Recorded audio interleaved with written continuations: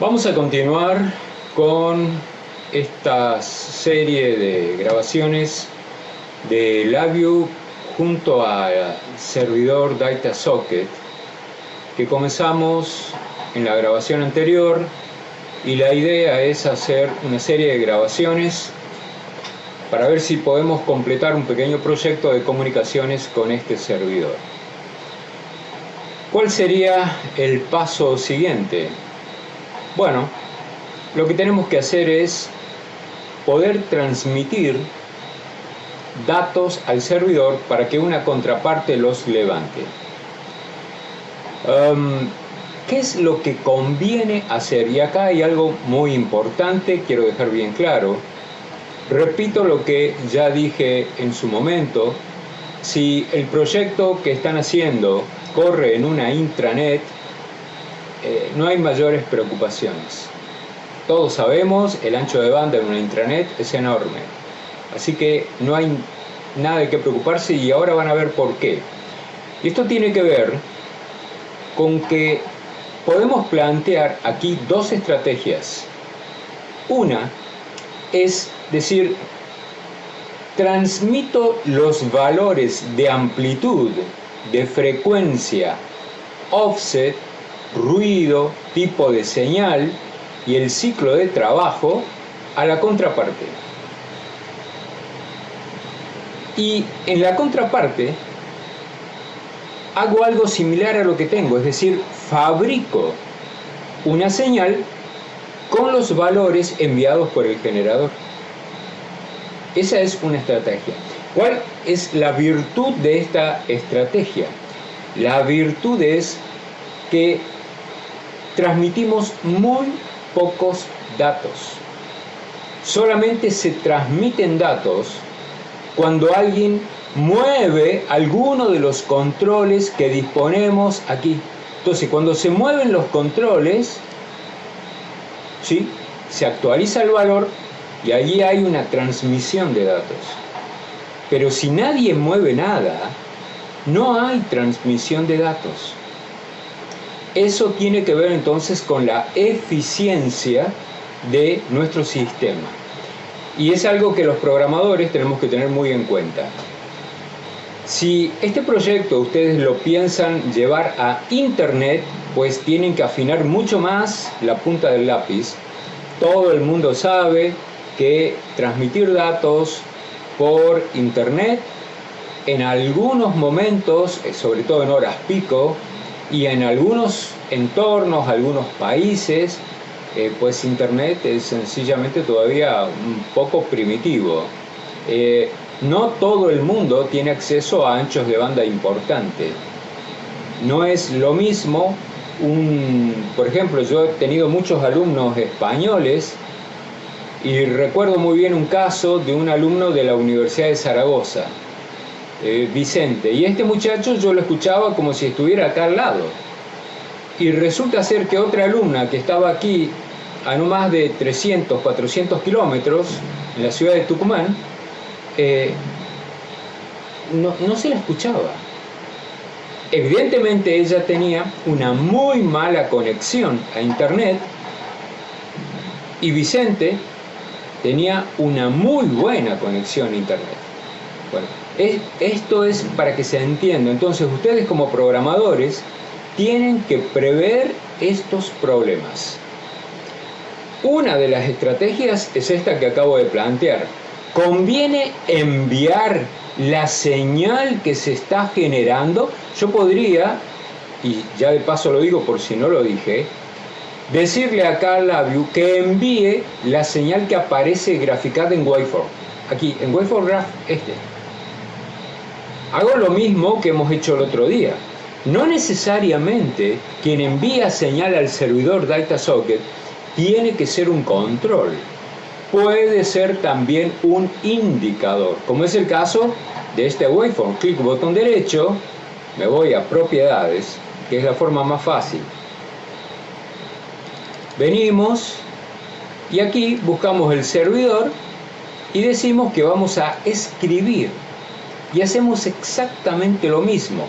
DSTP, // el servidor en donde vamos a escribir. Si el servidor corre aquí en esta propia computadora, se llamará localhost. Pero si el servidor está en una intranet, como decíamos hoy, entonces, por ejemplo, será 192.168.0.1, por ejemplo, barra y la variable. Vamos a suponer que la variable se llama data. Y ya tiene. Cuidado, fíjense un detalle acá. Le voy a hacer zoom a esto para que lo vean. Ojo con este detalle. Yo he usado el keypad de mi teclado para colocar el punto. Y tengo configurado, mal configurado mejor dicho, Windows para que el punto que aparece aquí en el keypad aparezca como coma. Esto va a dar un error. Así que aquí no corresponde coma, como he colocado, sino que es punto. Tengan mucho ojo con esto porque ustedes después no van a entender por qué no funciona. Y Labview no les va a decir nada, no les va a decir que acá hay un error de sintaxis. Así que tengan el más mínimo error aquí, esto no funciona y no les va a dar aquí un error. Entonces, esto podría ser una opción. ¿Cuál es el problema de usar esta técnica? Que estamos transmitiendo datos permanentemente. Todos los datos. Si ustedes tienen, por ejemplo, vamos a suponer, configurado para enviar de a grupos de a 5000, yo les recuerdo que hemos configurado la tarjeta los otros días con 5000 datos, así que aquí van a llegar grupos de a 5000 datos. Estamos enviando a la red paquetes de a 5000. Atención con el detalle. Insisto, en una intranet no hay ningún problema, eso es nada. Pero en internet habría que ver. Habría que ver. Muy bien. Hecho esto y dicho esto, creo que estamos en condiciones de dar un salto más. Un detalle más importante, voy a levantar por ahora manualmente el servidor. Ustedes recordarán que el otro día yo les expliqué algunas cositas, el servidor está aquí. ¿Y qué sucede para poder enviar los controles? Que ustedes deben escribir una variable por cada uno de los controles o indicadores que van a ser emisores de datos.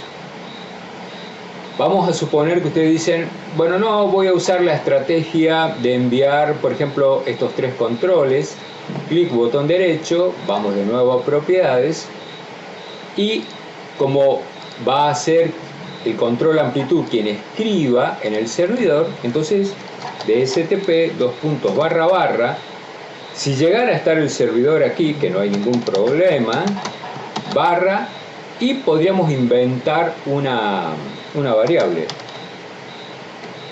amplitud. Si lo quieren escribir todo, lo escriben todo. Lo mismo para frecuencia, para offset. No pueden dejar espacios en blanco, recuerden eso, no pueden dejar un espacio para escribir una variable. Con esto, ustedes deberían poder elaborar una estrategia y decir, sí, tengo ya la técnica con la cual voy a enviar datos. Elijo enviar los datos en bruto, porque tengo mucho ancho de banda y no me preocupo por esto, entonces lo hago fácil y envío directamente desde aquí, desde la ventana, desde el graph. Soluciono y es mucho más cómodo. ¿Por qué? Porque con una sola variable estoy resolviendo todo el problema. O la otra estrategia es decir, no, envío cada uno de los valores que tienen estos controles y del otro lado tengo que armar la señal, es decir, que tengo que colocar un generador. Hay situaciones como esta en la cual esto es factible hacerlo. ¿Por qué? Porque estamos enviando señales clásicas y muy conocidas. Pero ¿qué ocurre si modificamos este generador de señal y contemplamos que envíe señales que se llaman arbitrarias? Seguramente conocen, existen hoy en el mercado, es muy común ya, los generadores de señales de ondas arbitrarias o señales arbitrarias. ¿Qué es una señal arbitraria? Bueno, una señal arbitraria, por ejemplo, es una señal generada, por ejemplo, por un polinomio. Ustedes escriben un polinomio, vamos a suponer, de 10 términos, y la forma de esa señal es propia en función del polinomio. De modo tal que es eso lo que se va a transmitir. Ahí es un poco más complicado. ¿Por qué? Porque ya tengo que transmitir también el polinomio para llegar del otro lado y armarlo al polinomio. Con este criterio ustedes pueden enviar cualquier tipo de datos. Entonces, hecha esta aclaración, queda como tarea para ustedes, siempre le dejo tarea a mis alumnos, y aunque ustedes están mirando este video en YouTube y no son formalmente mis alumnos, yo interpreto que están interesados en hacer aplicaciones con este tipo de software y de servidor. Por lo tanto, queda como tarea que investiguen las dos técnicas: cómo enviar datos desde cada uno de los controles y cómo enviar los datos en bruto directamente desde el indicador graph, siempre usando la misma técnica que ya les mostré. Ustedes me dirán, ¿existe alguna forma o algún método de poder simplificar esto? No tener que estar enviando, o sea, generar una variable por cada uno de los controles para enviar esto por el servidor. ¿Habrá alguna manera? Sí la hay. Lo voy a plantear y lo vamos a desarrollar luego. En todos los lenguajes de programación existe un concepto que se llama cluster, inclusive desde el punto de vista de concepto de redes, que es de allí donde viene el término, pero en programación, puntualmente en los lenguajes, existe el cluster. Y en LabVIEW tenemos cluster, la herramienta cluster, tanto desde el lado de los controles como desde el lado controles e indicadores, la ventana gris, como del lado de la ventana blanca, que es donde hacemos código. Desde el lado de la ventana gris del front panel, clic botón derecho y venimos a la segunda fila, primer columna, y tenemos el objeto cluster. Cluster en LabVIEW tiene una única, no diría yo limitación, sino observación. Un clúster, por definición, es un contenedor de datos. La virtud del clúster es que se pueden mezclar diferentes naturalezas de datos. Por ejemplo, podemos colocar dentro de un clúster un control numérico decimal, y también puedo colocar al mismo tiempo un control del tipo booleano. Evidentemente son datos totalmente diferentes. ¿El clúster los acepta? Sí. ¿Y cuál es la virtud o el negocio de hacer esto? ¿Por qué yo me voy a beneficiar? Ven que aquí apareció el terminal del clúster. Por el momento es de color negro. ¿Qué significa el negro? En LabVIEW, el negro significa dato no definido.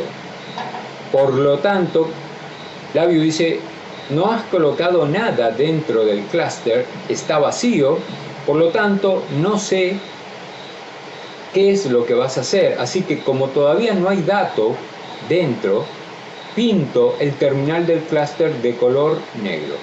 Cuando yo coloque dentro, voy a colocar, por ejemplo, voy a colocar un control del tipo numérico Y fíjense que el color del terminal del clúster va a cambiar. Es marrón porque he colocado un control numérico. Ustedes me dirán, pero si el control numérico es naranja. Sí, pero el clúster bajo estas condiciones toma el color marrón. ¿Puede cambiar el clúster de color? Sí puede. Y puede cambiar, por ejemplo, a rosado. Yo puedo colocar ahora un control del tipo booleano aquí dentro. Y observen, cambió no solo el dibujito, sino que cambió el color también. Bueno, esta es la virtud. ¿Qué es lo que no puedo hacer con un clúster? Intentar colocar un control y al mismo tiempo poner un indicador. ¿Y qué hace Labview en ese caso? Bueno, fíjense, lo que voy a hacer es traer un indicador del tipo numérico, ¿sí? Lo voy a colocar dentro. Fíjense que lo ha puesto, pero acá adentro él se convierte en un control. O sea, él provee datos. En una próxima grabación yo les voy a mostrar cómo se trabaja con esto y cómo lo podrían aplicar ustedes aquí en el servidor DataSocket para simplificar todo el proceso que tiene que ver con las variables. Nos vemos en una próxima grabación.